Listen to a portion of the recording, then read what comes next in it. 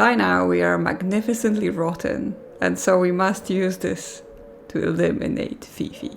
Next day starts the same as other days. We watch Louisa break the glass and then we push her out the window and throw our stick right at her so that she gets knocked out and there is no evidence of us being in the library. We receive a new objective to meet Natty's father, who we learned previously is a journalist, and then run off to not be seen in there. First thing I decide to do this morning is go to Miss Mulligatawny's office to snoop in there before she comes into the school. I barge right in as I know she's not in there. Miss Mulligatawny's study is a place of dead quiet. It's her throne room and her sanctum. I tiptoe. In one corner of the office is a stuffed owl on a perch. It shoots me an evil glare. Among the girls, Miss Mulligatawny's nickname is the Owl. The resemblance is uncanny. Last time we tried to take the owl and it broke, so this time we just stroke it. It's fluffy. Stroke it again. Then I push too hard. It pivots, spins, and it hits the floor with a crunch. It's broken again, and it spills the white powder. Let's just leave it because we cannot fix this, and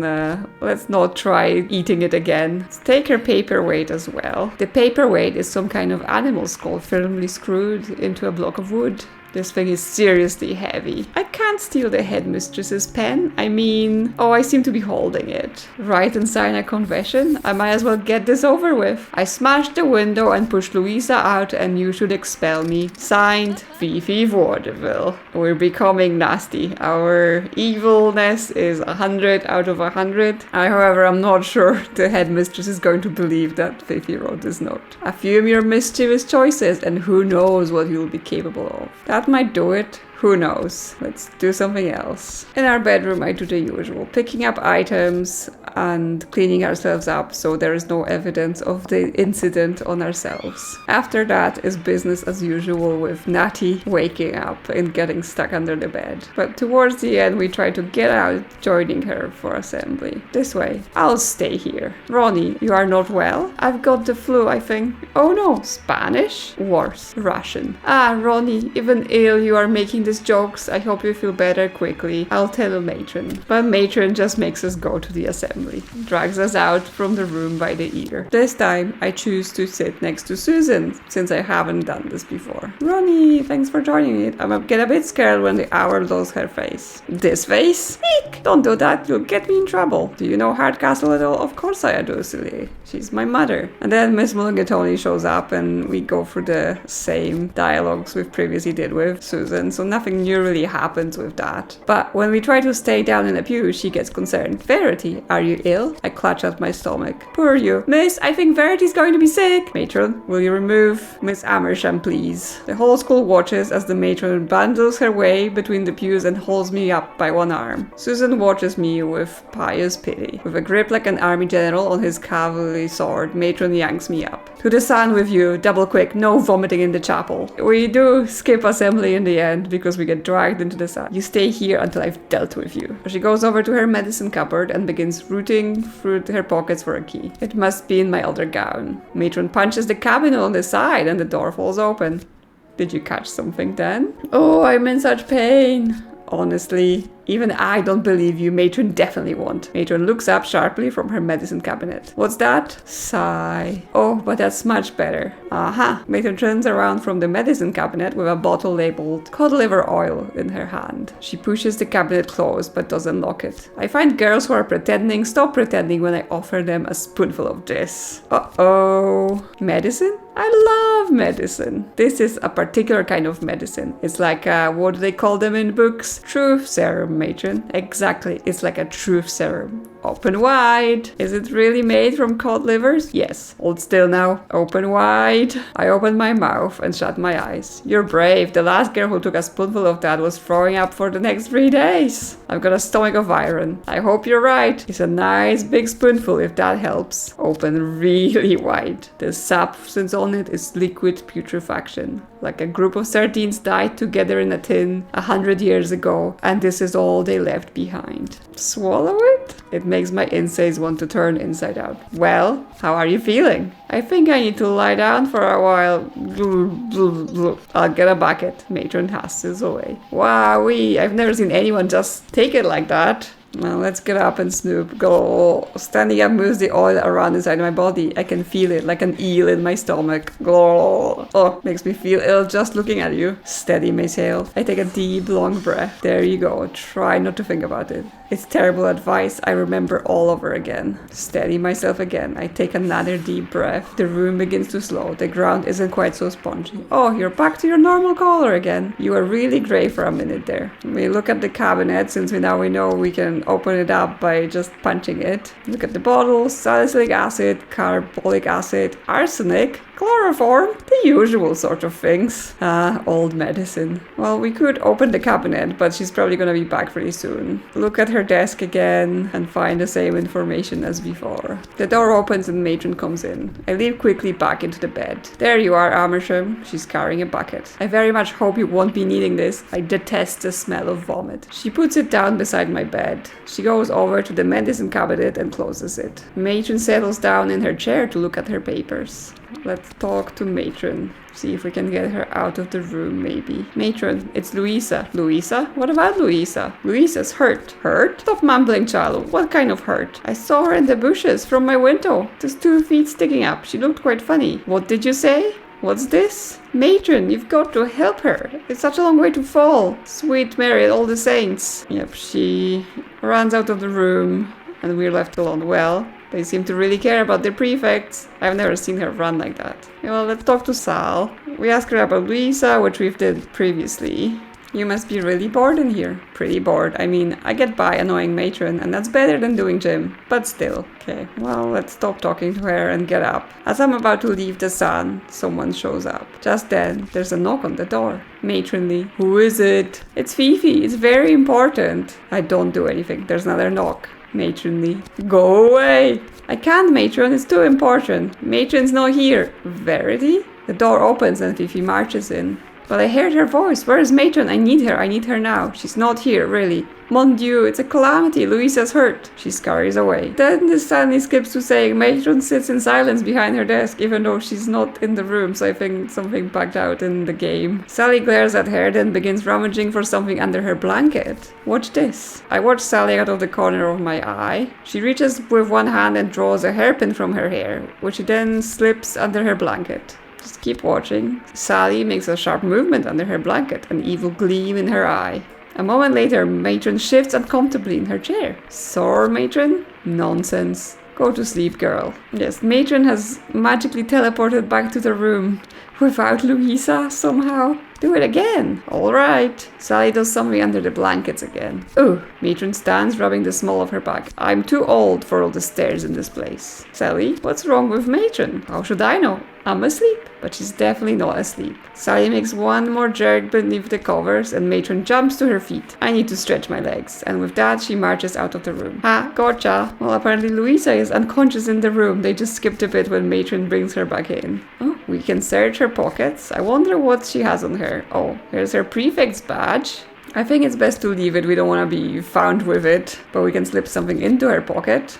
The pen we stole from Owl's office. And then we also put the note that was sent to us in her pocket as well. Her pocket's bulging now. I don't think I can fit anything else in there. So we leave her alone. What were you doing under the blanket? I can't tell you, it's a secret. Were you doing the thing that Fifi was talking about last week? What is Fifi on about with everyone? What? Oh no, I need to use a hairpin for that. You're pulling my leg. I'm not. Prove it then.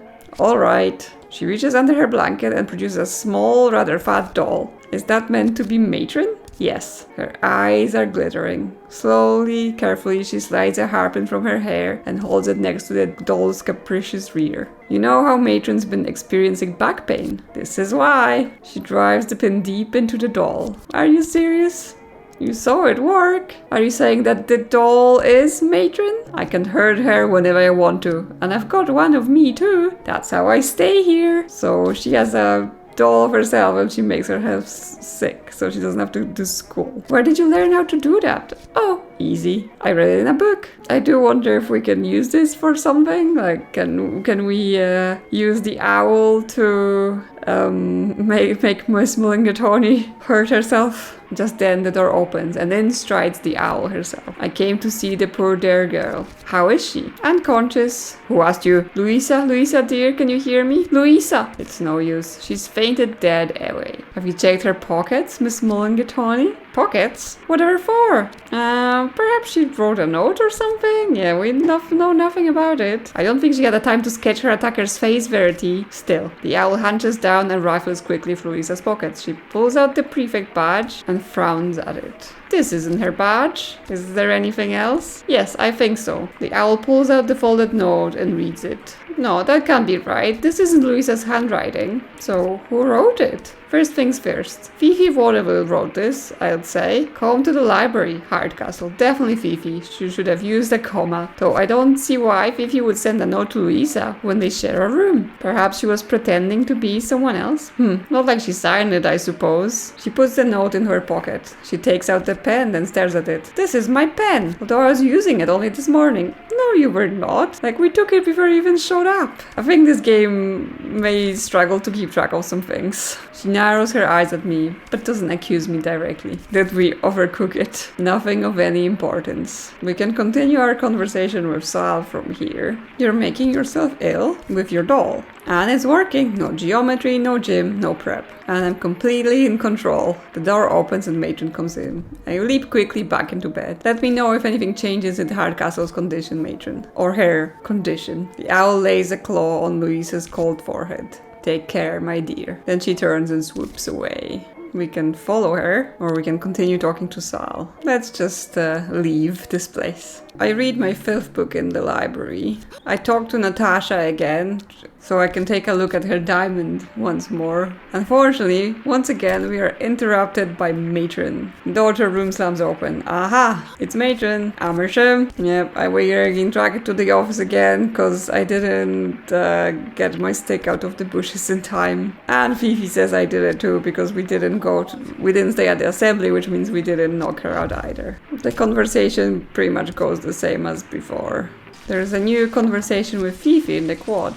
Are you really French? What? Yes, bien sûr. I'm really French. What else would I be? Belgian? What did you say? She looks thunderstruck. I know you're Belgian, Fifi. Not French. Belgian? You think I'm Belgian? You are Belgian. I overheard you telling Louisa and I wrote it in my book. In your book? Belgian. Of course. Why would I claim to be French when I'm Belgian? You know my terrible secret. My life is ruined. She collapses into a laugh. I slap her. Ow! She lifts her hand to rub her cheek. Well now, I would say you will regret that, but the truth is, it's quite just. I have had my revenge upon you already. I had thought you meant to ruin me, but now I see. I see now you were ever only a wasp, and you have been swatted. This is your last day, Verity Amersham. Waste it however you want. I know what you did to Louisa. I'm going to prove it to Miss Mulligatawny. What did I do? Befriended a hockey-playing imbecile? Assist her with her rhetoric, her essays, and of course her French? I'm the model friend, and you are the perfect goat for the escaping. So you're setting me up. By tomorrow you will be gone. Bye-bye, farewell. You wrote the note from Louisa, so you know why she wanted me there. I do. She wanted you there because I told her to want you there. The same reason I told her to take the unlucky hockey stick with her. I heard you want to be head girl. Here? From where? So it's true. Well, it's no secret. Every girl wants to be the head girl, to be the first in everything. I go to the grounds to figure out if there's anything I can maybe do with the stick,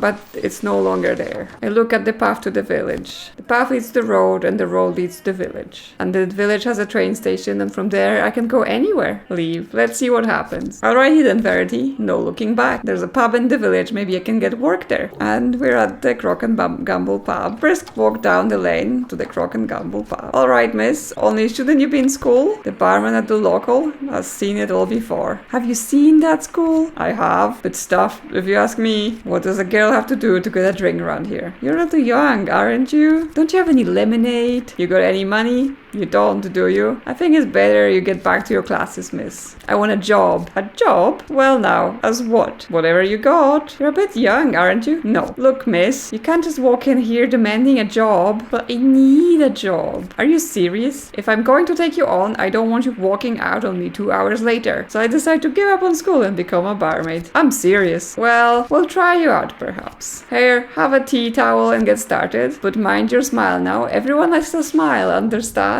Sometime later. So that it, you work here now. Aye, father, I work here now. What can I get you? A pint of beer, I think, lass. But mind you pull a good head on it now. And that maybe you can tell me what you're really doing here. Miss Mulligatawny School for Promising Girls. Dear Mr. and Mrs. Amersham, it is with astonishment I am writing to inform you that your daughter is no longer a member of the school, but appears to have taken employment as a barmaid in the local pub. Such position is hardly in keeping with the school's mandate to turn out promising girls. However, I am informed she pulls a good pint and entertains the clientele with an array of humorous voices. I hope this is of some consolation to you. Well, I mean, that's an option, right? We got out of all our trouble, at least, even though that's not what we were supposed to do. Apparently we failed all of our objectives. We've escaped this crazy school, but I guess we'll just have to try again. So back to the morning, time to push Louisa out the window again, and we get a new objective. Can I become truly evil? Throw the stick out the window, read my filth book so I'm up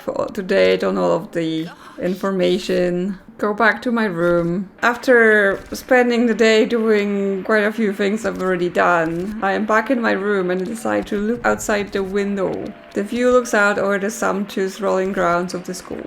Press my nose to the glass. The gardener is out there. I sometimes watch him work. I don't know why. Open the window. The latch is painted over. It doesn't open. In summer we boil in here like Brussels sprouts. Time to be going. With that, she heads out of the room. Whack the latch with something. My hairbrush. This should... There. The latch pops free. I open the window. A freezing breeze bundles into the room. I climb out of the window. I tumble out of the window and into the bush outside. This is where we learn that we can't get out into the grounds through our room. So that should be useful a bit later. Or a bit earlier when we go back to the start of the day. Right now, there is nothing really that happens here. I survive until prize giving again.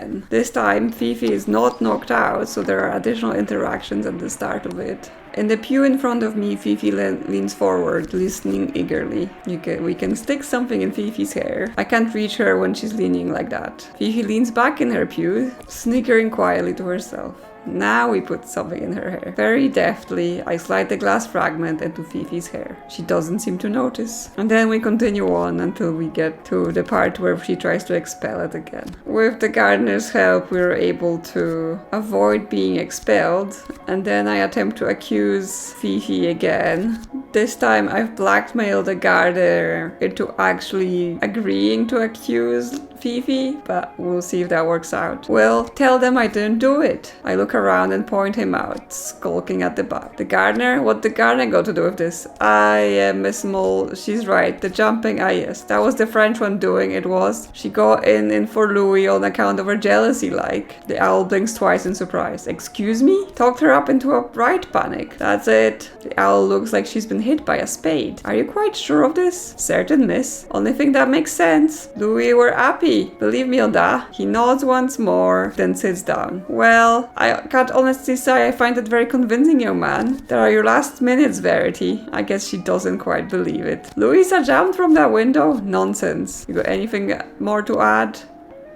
Shall I tell everyone why she jumped? Be silent. Because Fifi told her to. What has Miss Vaudeville got to do with this? Fifi told Louisa that jumping would fix her condition. Louisa Hardcastle was with child. I think we'll move on, young lady. Fifi even got glass in her hair. All eyes turn to look at me, then at Fifi. This is nonsense, She lifts a hand to shape her hair, and the glass fragment falls out with a chink. Mon Dieu, I do not know how that got there. Have you quite finished with gross slander, Amersham? She's Belgian, can just say that. Fifi wrote me a threatening note. She said I was dead meat. You are hardly looking healthy, yes. This is the same as before. So even though with us planting the glass in her hair, they still do not believe us, and Fifi is made head girl again. Me? Mon Dieu, I never thought this could come to me. I decide throw something at Fifi. My shoe is in my hand before I've really thought. God damn you straight to hell. Ow! Fifi hits the floor, out cold. Amersham, leave my school this instant and never return. So yeah, I mean, I got myself expelled, but if Fifi is not removed, then I don't stand a chance anyway, so it doesn't really matter. It is with some delight that I am writing to inform you that your daughter, a full-mouthed heathen creature, if I ever have encountered one, is no longer welcome amongst our student body. I might add that I have never been so rudely spoken to by a student in my entire career. This is not a compliment. Yeah. Well, we have to get rid of Fifi, otherwise it doesn't even make sense to be getting through the day. I go to my window right after leaving the library and can see Miss Mullingatawny standing there, looking at the window, being angry about it. And then I'm able to leave my room and go into the bush. I wait for Miss Mullingatawny to leave the area, and then I'm able to go and inspect Louisa in the bush and take my stick and take it with me to my room, so it can no longer be found alongside her. I stashed the stick in my bed. So now there should be no evidence I was ever around the situation.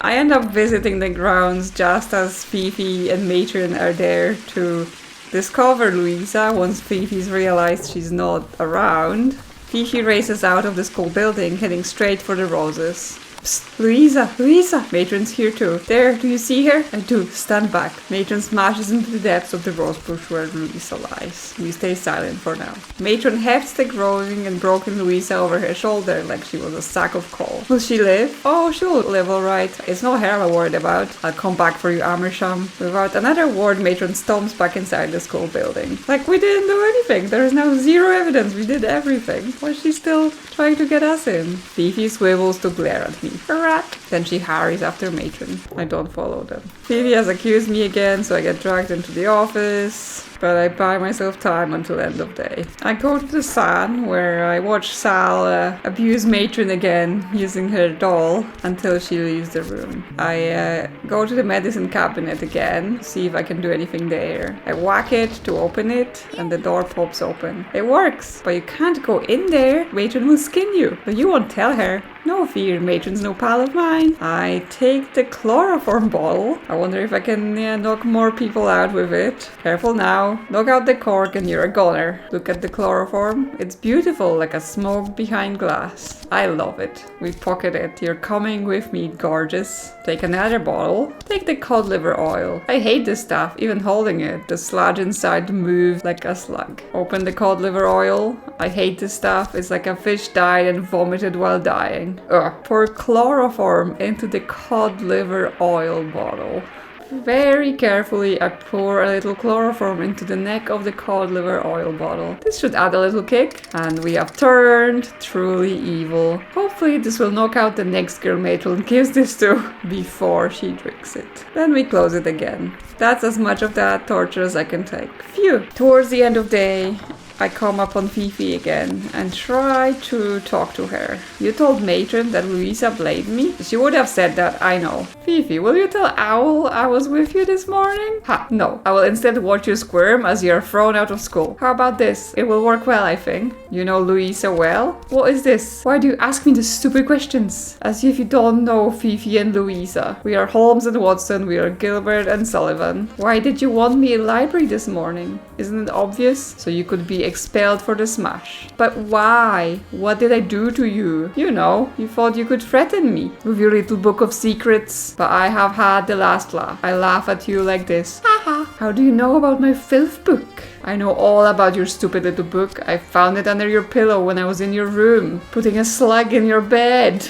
I stole it even, swapped it and hid it in the library. You read my filth book? I read your nasty book and I know what you think of me. But you You are worse. Do you know why Louisa wanted Susan's blood? Fifi freezes and looks white. That little tadpole. If you see her, you tell her this. She shuts her mouth or the black dolphin will visit her. I know your secret, Fifi. What secret? You don't need me to tell you. I have no idea what you're jabbering about. She's clearly lying. You are bluffing. You know nothing about me, tadpole. I know something so shameful. You hide it every day. I'm ashamed of nothing at all. I can keep your secret for a price. A price? She's almost screaming. This is pitiful, Verity. You will be gone by the end of today. Both of us, we know this to be true. I will never have to see your face or hear your annoying little voice again. Just remember one word anytime I like. That will be the day. Ha! We don't actually know what her secret is. We're just trying to pretend we do. Time for prize giving. Come on. Let's go and see if that did anything. It starts the same as always. We put the glass in Fifi's hair again to see if it does anything this time. And then wait to be called again. I think Fifi wants to say something, don't you, Fifi?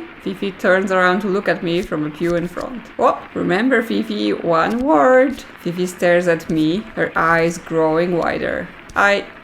Yes. I know that Verity. Spit it out now. I know. Then her face sets into a hard line. Verity wants me to lie to cover for her misdeeds, but I won't do it. Louisa was my friend and she deserves better than having this harpy around. And I don't care about the consequences to me. Spoken like a Belgian. I'm tired of being ashamed. She looks around the hall, tears in her eyes. My friends, I have not been honest with you. I am not who I said I was. I am not the daughter of the French stage star Clarine Vaudeville. I am an orphan. Okay, let's just let her speak. I am not ashamed. I come not from a wealthy French family, but rather I attend on a bursary from Miss Vaudeville, a spinster ballerina who provides for lost children found on the streets of Paris. Yes, found. For those strays found to be possessed of exceptional skill in performing arts. This is how I came to be here. And you, Miss Lemon, you cast me as Bottom and Hare as Hermia.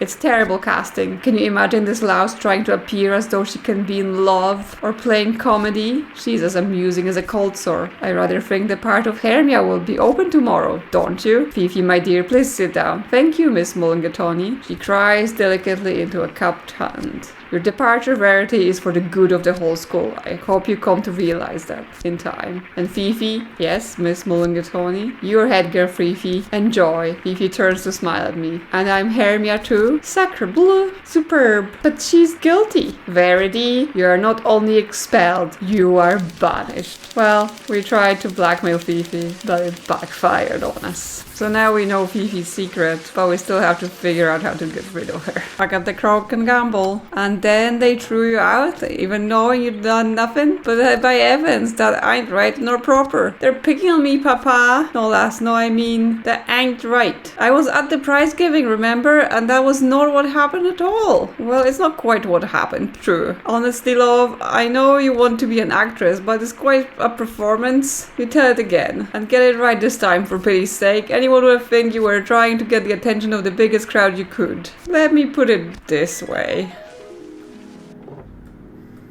Yes, it's quite the concept, right? Because we're telling him what happened during the day to then lead to what happened at the prize giving, but he attended the prize giving. So therefore, we can change the story about what happened in the day, but then he's like, what are you talking about? That's not how it ended. So we have to get the correct ending. Right now, we're just being confusing. So the day starts with the standard stuff. We push Louisa out the window, we chuck the stick out, and then we read our filth book so we're caught up on all of the information and we don't have to talk to everyone again. Then we use our new knowledge to return to our room, leave through the window, and take our stick from the bush so that no one can accuse us based on it being there. And we just hide it in our bed. No one seems to ever find it there, so that should be fine. Now the only problem is that Fifi is going to accuse us again, but that seems fine enough because that just leads to Miss Mulligatawny telling us we have until the end of the day. This time at assembly, I sit next to Natty and simply just slide out on the floor from the room to see if I can do anything while everyone is occupied. I end up telling Matron again Louisa being in the bushes so that she brings her into the sand. As Matron returns with Louisa, I suggest she gets Miss Mulligatawny so that maybe we can try the bit with the pockets again. Why don't you get Miss Mulligatawny? I can look after Louisa here. I'm matron of the school, thank you. Matron leans tenderly over Louisa. Ah, she's sleeping. Out you go, Amersham. I won't have you waking her up. Matron holds the door for me with one hand and propels me out with the other. See, the thing with this game is, even if you get thrown out the room, you can just press stay on the map and you get unkicked out. So we can do whatever we want. Just then the door opens and in strides the owl herself. I came to see the poor dear girl. How is she? I say nothing because she gets annoyed. Louisa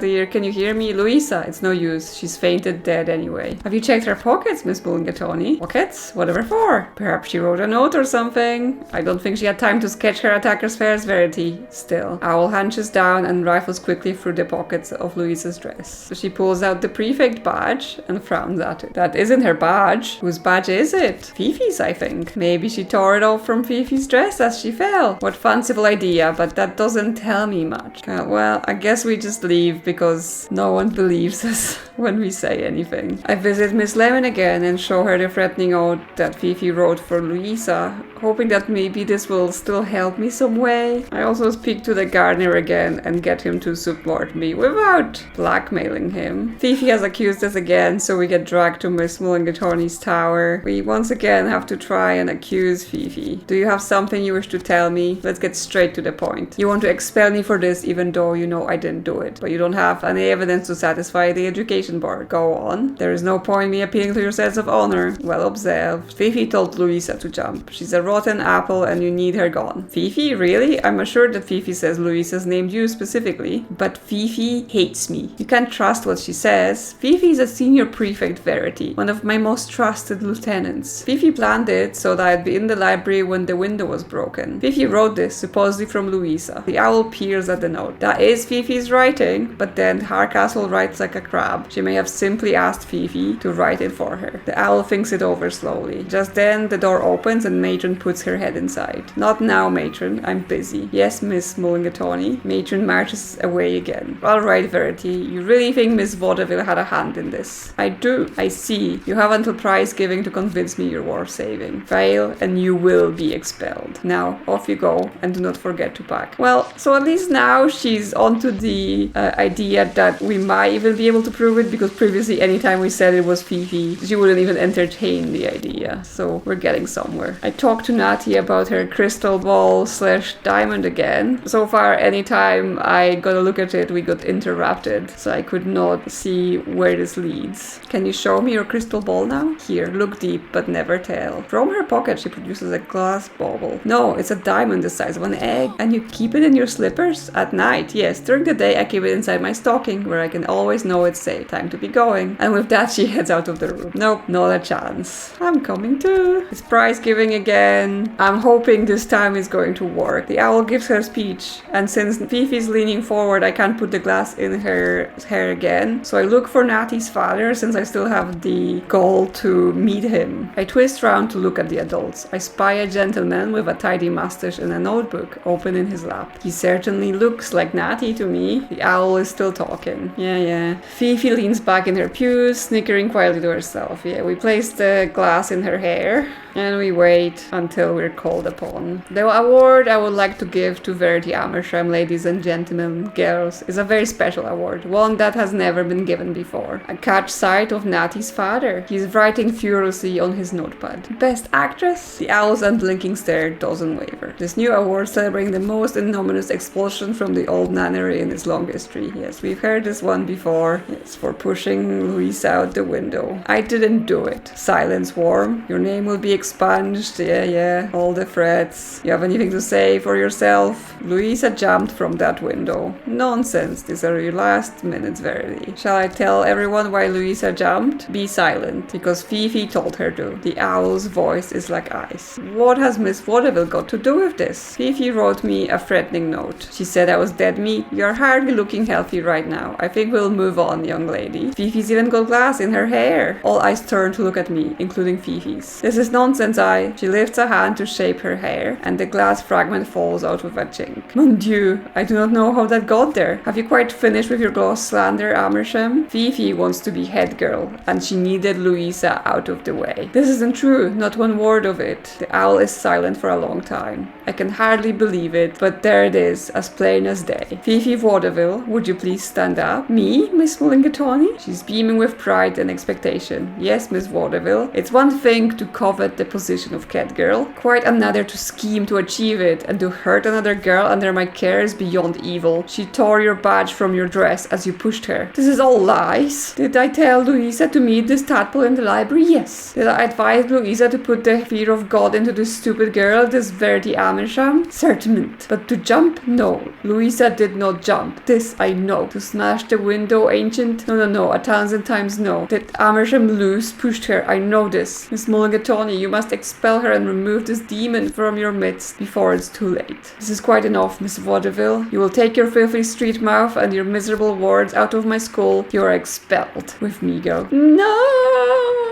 Okay, we've got rid of Fifi, but this is not the end, because there's another fourth win condition at the end that we have to fulfill. So let's find out what that's going to be. Laura Blinkley, you're up. An awkward girl from upper sixties I've never noticed before looks extremely surprised as she clambers up onto the stage to be crowned head girl to a chorus of mutters and confusion. Thanks, wizard. Crikey, super. I mean, Billy-o. She sits down again. Now then, girls, that is the last order of the day. You may go. It is the end of term. Hooray! The room erupts into cheers and I can't help a smile from crossing my face. So what's gonna happen now? Excuse me. A man coughs gently from the pew behind me. Verity Amersham? Yes. It's Natasha's father, the journalist. What do you want with me? I was at the prize giving naturally, and I felt there is a deeper story here. One your delightful headmistress would that I didn't come out, wouldn't you say? Anyway, I'm staying at the Crock and Gamble in the village, if you know it. The pub in the village? That's right. I've been there a few days already, and I'm not leaving quite yet. I have a feeling there's going to be some ramifications from today's proceedings. Are you saying she's going to expel me anyway? In a manner of speaking, yes. The scholarship program? I wouldn't be surprised if Miss Mulligatawny cancels it completely after your performance in Fifi's. Since all the poor law classes home at the end of the year, I'm afraid your glittering career at the school may be over, Verity. But if I know the details, maybe I can stop this happening again. He hands me a card. Think it over. He touches one finger to his hat and struts away to join the other parents in the quad for drinks and strawberries. And yes, we get a letter. I'm writing to inform you that I have taken the difficult decision to end all scholarships places at this school. A series of misdemeanors by scholarship students has brought our teaching into disrepute, and drastic action is required to ensure the future of the school. I appreciate this will be inconvenience to you, however, I have no choice but to cut out the rod before it sets in. I wish you luck in finding alternative agreements for your daughter. Okay, so now our win condition, the final thing we need to achieve, is to become head girl ourselves. Well then, how we're gonna achieve that considering everyone hates us and wants to get rid of us. So now we know how to get rid of Fifi, however that just results in all of the scholarship girls getting removed from the school. So we need to stop that and become head girl, and it seems Natty's father will have something to do with it, so we have to go meet him at the pub. Our morning starts as usual. We push Louisa out the window, check our Stuck-at hair, read our filth book, run out of the library, go outside of our bedroom window, take the stick and hide in our room, remove the glass from our hair so that there is no evidence we were in the library. Then we go to the assembly and sneak out and go out to the grounds to take the path to the village and go find Natty's father. Alright then, Verity, here goes nothing then. At the pub, it's a brisk walk down the lane to Crock and Gamble. Alright miss, only shouldn't you be in school? Have you been at that school? I have, bit stuffed if you ask me. I'm looking for someone. Your father, is it? We have a few parents staying here for the end of the term. If you can see him, then he's here. If not, I can't help you. Let's look around. I look away from the innkeeper to look around the room. There are a few men sitting all at tables, drinking halves. One has a trilby hat, a notebook and a pencil mustache. Another is wearing a colorful necktie and reading a newspaper. Let's approach the man with the notebook. That sounds like him. I walk over to him. He looks up at me with mild interest and puts his notebook down. Hello, my dear. You're from the school? That's right. Do they often let you girls out to the pub? I'm looking for someone. Oh yes? I'm looking for Natty's father. Natty? I've never heard of anyone called Natty, I'm afraid. My daughter's name is Harriet. I'm sure you must know her. But you're a journalist? I've got a story about the school, a scandal. Is that so? One of the girls is pregnant with Garner's child. Really? That is shocking. It's my opinion that Mother Nature will always have her way, whatever the Puritans may think. He's waiting eagerly for more. Miss Mulligatawny is keeping the chaplain in her cellar. That seems like a more interesting story for a journalist than, random girls getting pregnant and jumping out the window. Even though it would have been a lot more scandalous at the time. Really? Whatever for? She's maturing him like cheese. I think he's untrustworthy. Really? That's very interesting. He's nodding thoughtfully. Miss Mulligatawny is an atheist. My god, an atheist in charge of girls' education? Especially one of a charter like the nunnery has? That is indeed shocking if it's true. Sounds very promising. Here's my card. The Times. Okay, so we've ticked off meeting Natty's father. Weirdly, we've still not ticked off having someone vouch for us, even though we've sort of had people support us. And we don't know where Fifi was in the morning. I'm not sure how we find it out. But yes, we have to get Miss Mulligatawny to do what we want. You must be Natty's father. Well, I call my daughter Harriet, but you can call her Natty if you like, I suppose. Now then, perhaps we can find a time later in the week to get the details you mentioned. Don't you want to hear them now? I'm a little busy right now, and anyway, you better get back or you'll be missed. I don't want my sources getting in trouble. You don't believe me. I didn't say that, but I do have to have a breadth of sources for anything I print. It's a slow process, but truth takes time. To put it another way, only moron believes the first thing they hear. Are they like putting a thing about, oh, if you believed her the first time that she didn't push Louisa out the window. Ha, silly you. Good day, miss. Regards to my daughter, naturally. Not your father then? Is there anything else we can do for you?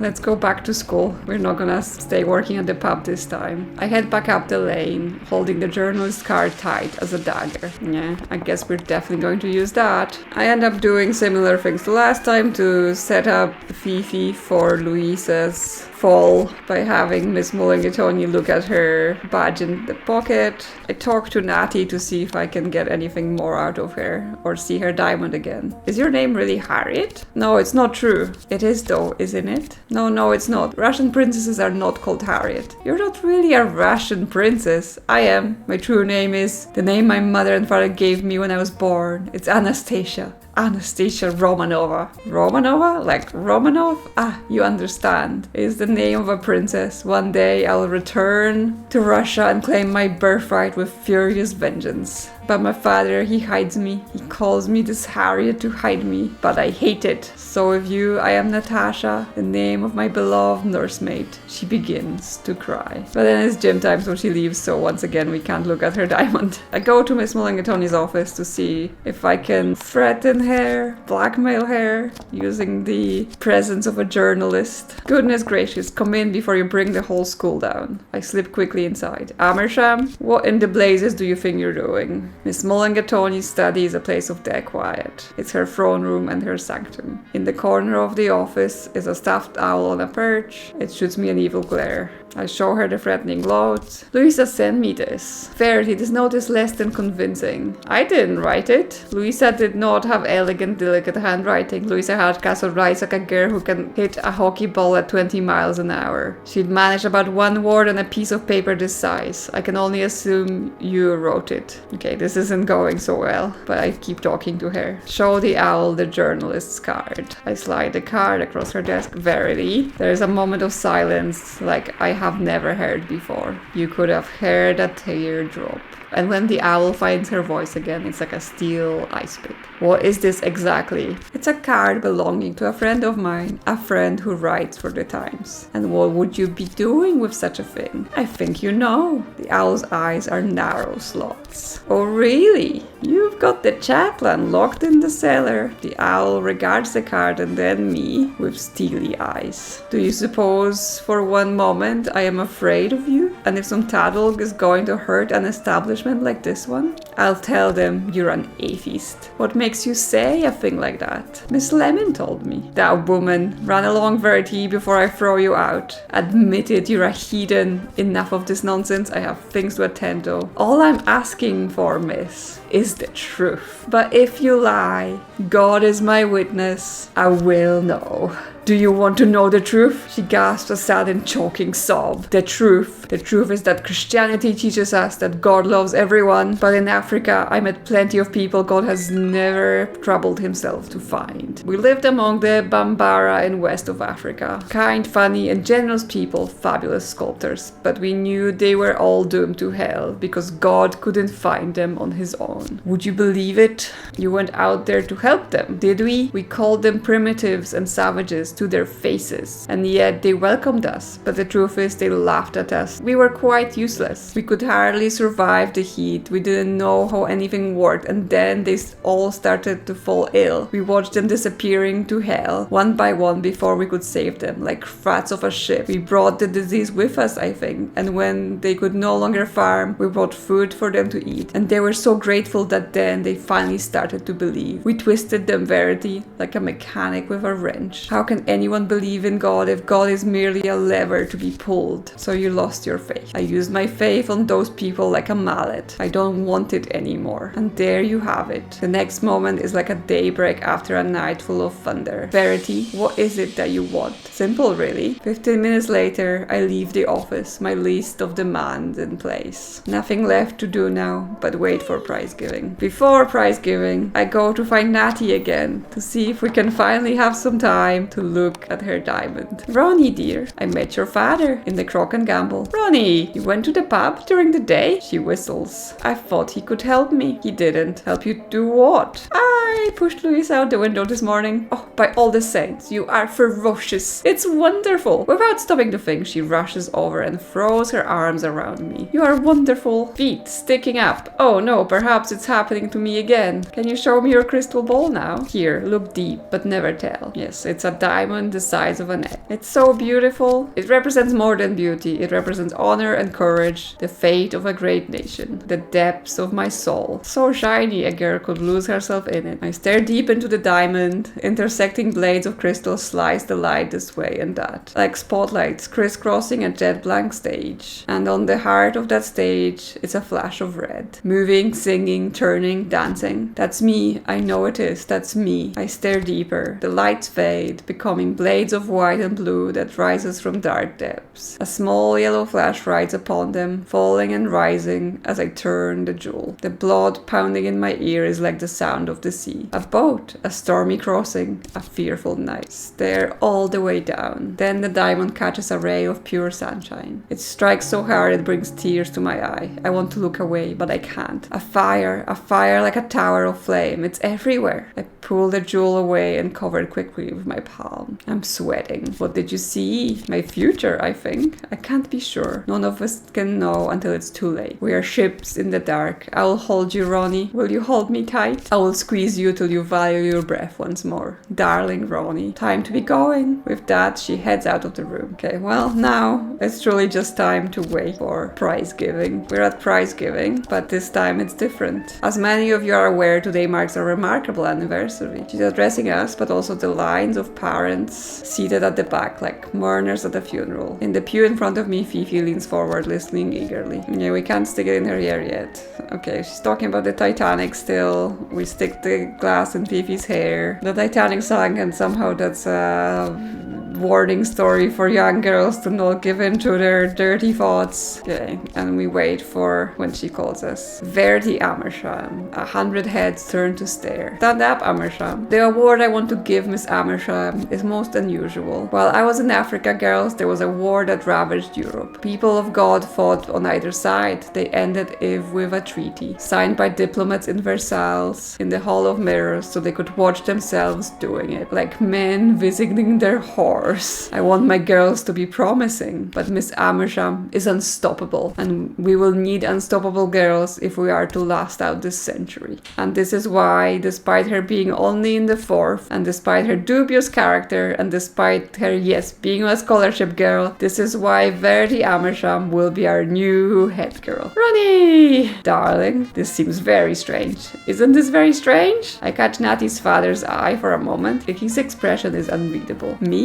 Miss Mullingatawny? Do you have anything you'd like to say, Verity? I wanted to thank my friends for all sticking by me. Especially you, Natty. I love you, Ronnie. Settle down, please. Thank you, Miss Mullingatawny. She grimaces like a dog holding a live rabbit in its jaws. I'm sure she's not enjoying this. You are very welcome. It's the end of term, girls. You are released. There we go. We are head girl. We have won. And through the crowd, I spot my pa, standing at the back of the hall, beaming his silly old face off. Right. I mean, this is what I thought happened, seeing as I was there for the last bit. And so that's why you're in here like this, celebrating as the new head girl? It's been a very long day. Well, la-di-da.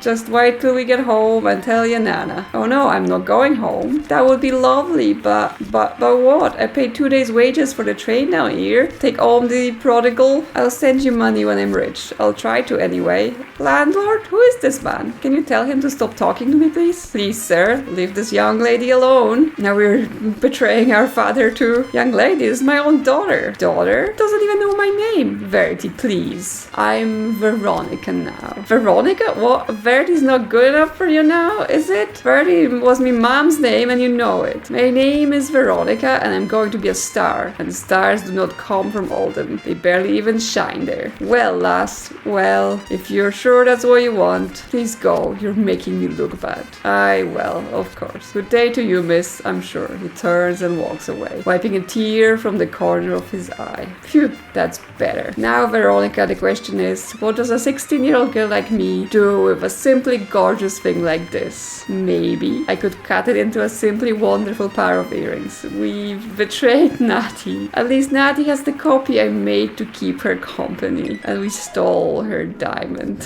What a piece of work we are. It's under here somewhere. Aha, Goya. And then here we go. Ta-da! I mean, how was she able to make a copy of a diamond? I do not know. Alexei, do not unbar the door. No, no. Now to replace it with a paste replica. Right. What's next? Oh yes, time to see Hardcastle. I mean, I say, could a fellow buy you a drink, perhaps? The name's Malcolm. Malcolm Villancy. I'm 16. Splendid. Well, that's perfect. I think this might be a beginning of a very productive friendship, don't you? For anyone confused by that final reveal, apparently this is to do with the fact that she is then the protagonist of the Overboard game, where the first thing she does is to murder her husband, who we just met there. So this is the way that bit makes sense. But I haven't actually played that game either, so I don't know any of the details. Maybe I should at some point. There's another letter. Your daughter has achieved a remarkable accolade. Head girl of our school despite only being in the 4th. She has displayed such initiative, tenacity and thought